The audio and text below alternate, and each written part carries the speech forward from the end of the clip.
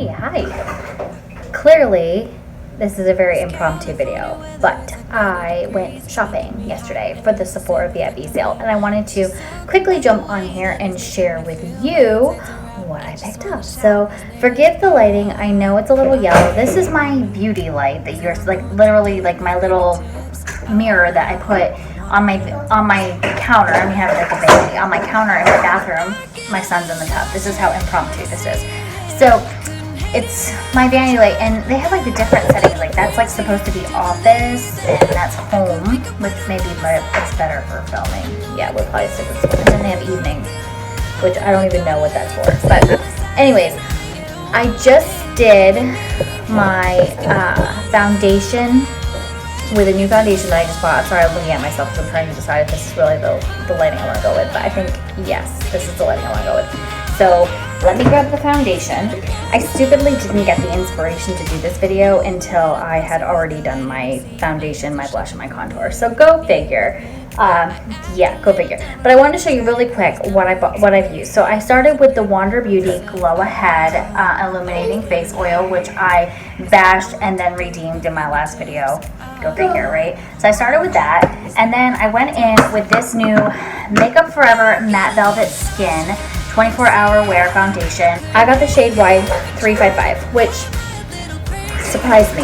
I actually had the girl color match me and do the whole 9 yards, and she picked a yellow neutral base for me, like undertone, which typically I am a pink undertone. Like you can see how like pink I am. Like I'm a pink person. It's not just the lighting. But I got this, and the shade match is really, really good. So she actually did a really good job. So thank you, Haley at Sephora. I got this because I always use the Makeup Forever Matte Velvet Plus. Was always my favorite foundation. Mama is so prepared. You got my shower curtain, my little bath slime, like whatever. Okay, so this is what it looked like originally, the Matte Velvet Plus. It was a matte full coverage foundation, and then they reformulated and put it into a tube like this, which I don't know. The tube really doesn't matter to me. I'm trying to see if they have, this is 1. This is the exact same amount of ounces. I think this one will be nicer than this one though, because one of the downfalls of this one is that it's like all crusty because I've had it forever, but there's still a little in there. So we're gonna suck the last bit of goodness out of this because the stuff is like $38. The good thing about it is when this gets down to the end, like you're literally sitting there like banging it like this. Like I literally like on my counter trying to get all the crap out of it. At least I don't have to do that with this. I could legit like just cut the top. So I do like the packaging switch up. This is probably a little bit more environmentally friendly than this really hard plastic. But I am really impressed with this. First impression, I just went in with my fingers. I don't think I got a full coverage application with my hands. Maybe if I used a sponge or a brush, I would have liked it better. It absorbed really, really quick. Like it went on and it was on and it was done, and I really didn't need to set it too much. But I still set it because I'm a creature of habit. Baby. I'm a creature of habit. So I use my Becca Hydra Mist Set and Refresh powder, which I have been loving. How far down? Like, I am killing this powder. I am going to die. Like, just gonna die. But anyways, so yes, I have that. I set it with that, and then I went in and I contoured and blushed with my Pacifica Bronze Rose Duo that I got in an Ipsy bag. So here we are. Like I said, I went to Sephora yesterday, and I have my 15% off VIP coupon, and I really have not shopped at Sephora. I've really been kept really well equipped with BoxyCharm and Ipsy this year, so the damage that I typically do at Sephora has really like minimized a lot, which is kind of nice, but at the same time, like I'm still spending money on makeup. But I got this foundation because I just had to have it, and then I went and splurged and got myself this bad boy, which is the Anastasia Beverly Hills Jackie Aina collab palette. I really wanted to buy the Alyssa Edwards collab, and I really wanted to buy the Riviera palette because I collect them. Like I got sultry sitting right here, so I collect them. I love the ABH formula. I just love it so much. I think you get a lot of value. This palette was only $45 for 1, 2, 3, 4, 5, 6, 7, 8, 9, 10, 11, 12, 13, 14. 7 goes into 45 how many times? Roughly 7 times. So you're paying less than $7 a shade. I mean, that's really a good deal. That's like ColourPop pricing. Really, when you get down to brass tacks, like what's a ColourPop, you know, shadow single, like $4 or $5. So I mean, you're really like in that ballpark. So I really love the value, but the color payoff and the longevity of this eyeshadow is awesome. So if you're out there and you want to buy yourself a really good palette, but you don't want to spend a ton, you know, you don't want to have to buy 85 of them, or you only have money to buy one palette, pick one of the Anastasia Beverly Hills palettes. I mean, this is beautiful. I'm not the biggest Jackie Aina fan. It's just something about her personality just doesn't jive with me. It's nothing, it's just a thing. I didn't buy this because it was a collab with Jackie Aina. I bought this because she's a freaking genius in color story and color, you know, like this amazing, you know, palette that she made. And there was some drama with this palette. And if you don't know, I'll get into it. There's been some issues with Jackie Aina, claiming that Jackie Aina makes racial remarks towards white people, and I don't know. I don't know her personally. Honestly, I don't think that a woman of her intelligence level and of her platform, you know, her audience level would be as foolish as to be like that necessarily. I think that we tend to jerk one way or the other on the racist bandwagon a little bit too quickly, and maybe if we all just kind of took a chill pill a little bit, we'd eliminate a lot of the issues. Not all of them, but a lot of them. That's my soapbox for today. Not saying I'm not going to get into it, okay? You know what I'm saying. If we didn't jump on every little petty thing, it wouldn't be as bad as it is. You know, I think we twist things to fit our agendas, our personal agendas. And I think if we stopped doing that and stopped, you know, assuming the worst in people, you wouldn't see things like you do. I think we're too quick to say something is racist or someone is racist or blah blah blah or whatever. I watched a whole thing about this, like on YouTube. I'll try to link it below. It was a good video, but there were 2 shades. I'm not communicating clearly today, probably because this is an impromptu video and I did not prep at all. The 2 shades that people were saying were racist or bigoted or whatever word you want to use were Wigglies, which they were saying was a play off of the word wigger, which if you are of my generation, you know, like that the wiggers were the white N-word people, like the people that dressed in that gangster type of look and, you know, tried to act as if they were gangster, and it wasn't like a compliment, you know what I mean?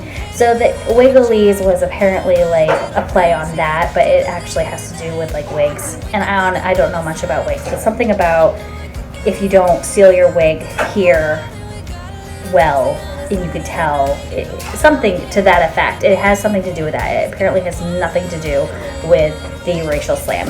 And the other one that got some hate was the shade Trust Issues, which is a white shade in the pan, but when you swatch it, it has a gold shift, which you're probably not going to see in this light. Oh yeah, you can see it. There's the gold shift. So the reason why it's called Trust Issues is because in the pan it looks like a pearl white, but when you use it, it's actually like a gold. So Trust Issues because you think you're getting one thing and you're actually getting another. It was a play on words, but people were saying that because this was a white shade and she is thought to have had or has or whatever racial tendencies, that she was using a white shade and saying trust issues, like she doesn't trust white people.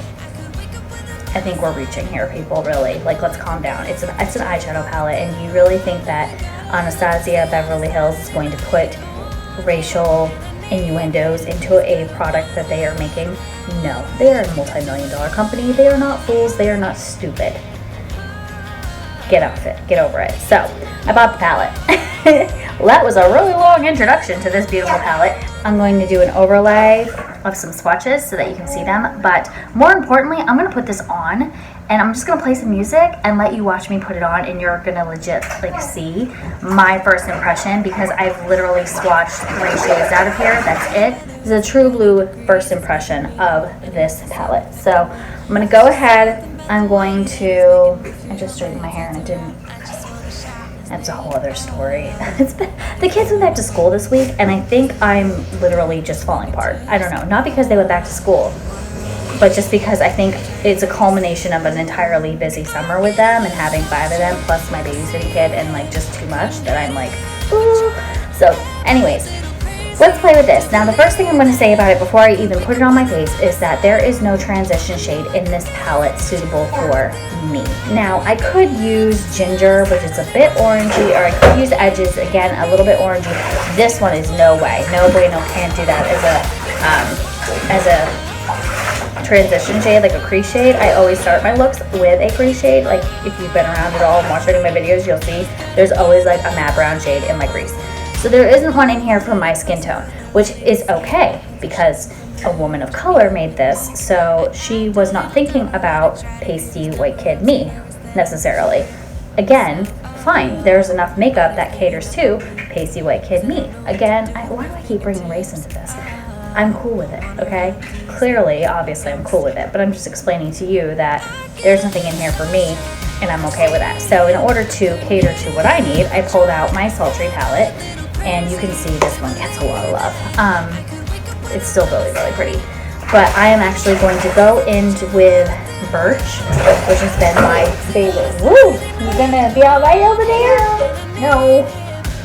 I went in with Birch, which is one of my favorite crease shades. I'm going to go ahead and start with that, and then I'm just going to go look. I have no idea what I'm going to do with this. I'm very intrigued. I have a lot of these shades. Like, this is so fall, like Wigglies. Love at last, my love has come on. I'm going to get, like, copyright restricted. Not that I'm making any money on this video, but... I'm thinking these pinks, but let's just see what happens. I'm gonna shut up, turn some music up, and see what happens.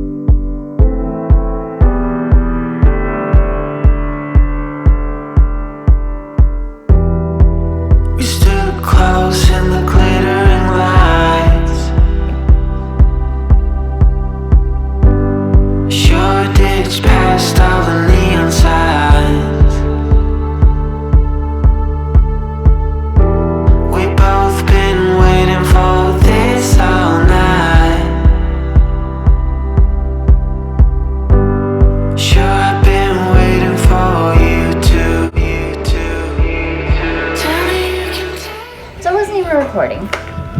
Go me, I'm awesome. So I stuck the sponsored color, which is a blue brown shift eyeshadow, which talked about my love for them so much during my last video, but you know.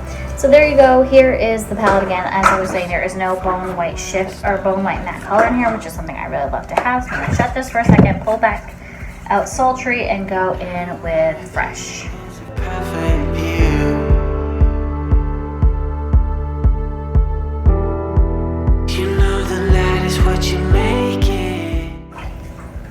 Not bad, not bad. What do you think? Okay, I'm gonna go ahead and finish the top lid, and then I'm gonna show you what I do with these shifty shadows. I'm gonna take this shade Soleil, which is a glittery flesh tone.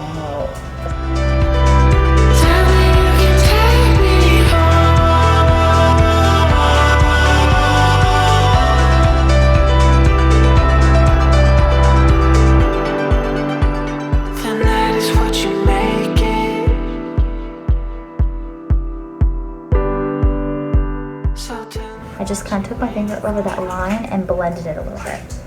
That's why I love fingers. My hands are clean, by the way.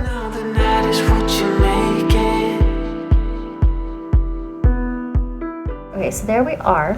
I'm still waiting for you to tell me you can take me.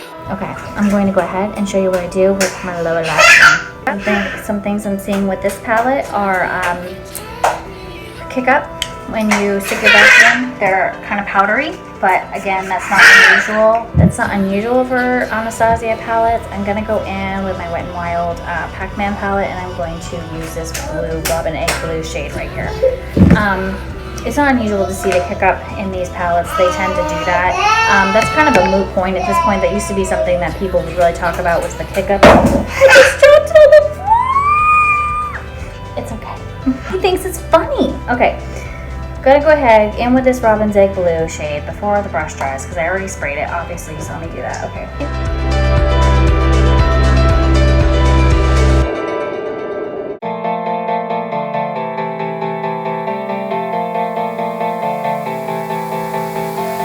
Gotta make it fast, right? Next to this black fire, it's just you and I now. Just make me move right. Don't stop for nothing. Do to kind of clean it up a little bit is I'm going to take back out Birch and a new brush. Keep it flowing, make it one more time, and then I do it again. Let you in. It's a horrible angle for me. Look at all my chins. But you know how I dropped my palette, my like brand new palette on the floor, and I was like, thank God it's not broken. Well, I just dropped my blush and bronzer duo on the floor, and I broke the blush, and he's still making an annoying noise.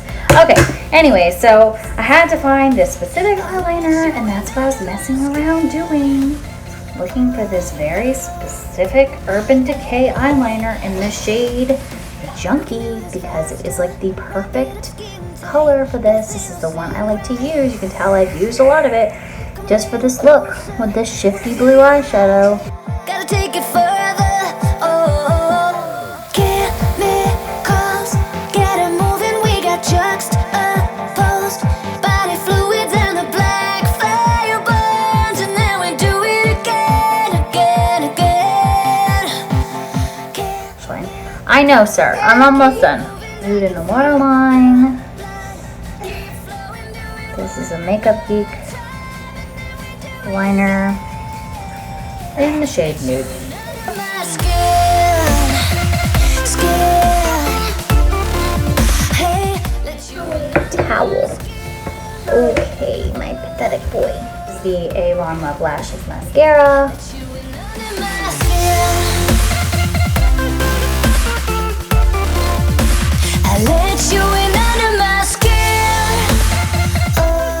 Over that with the Thrive Liquid Lash Extensions mascara, which is a tubing mascara.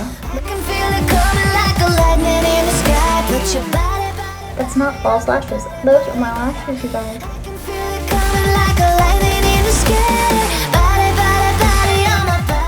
Gotta love a good mascara. Okay. There's nothing better in life than a good mascara.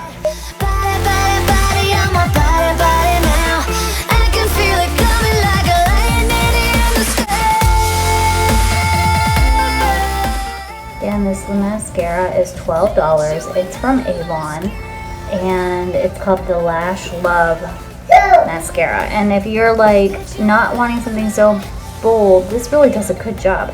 Yeah, Love at First Lash mascara. Love at First Lash mascara is $12. And if you need an Avon rep, I am one. If you have an Avon rep, go find her.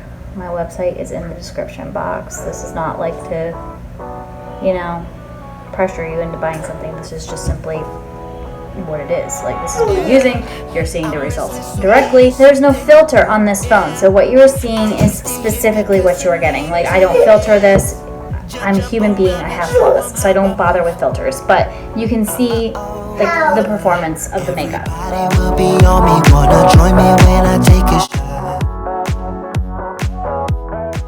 The middle to the end of my lashes with this. I don't go down to the root I do put under the root with my first one, but with my second one, I don't do that because then you get real clumpy real quick. It's just a little trick I've noticed. I'm gonna go ahead and do this little lash line.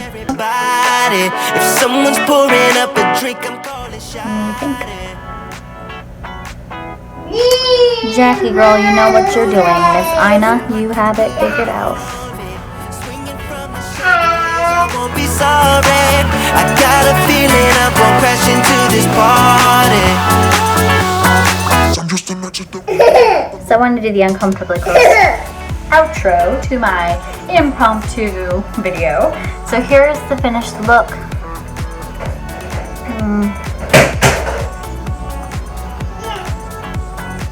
I think it's beautiful and I love it, and I hope you guys will subscribe.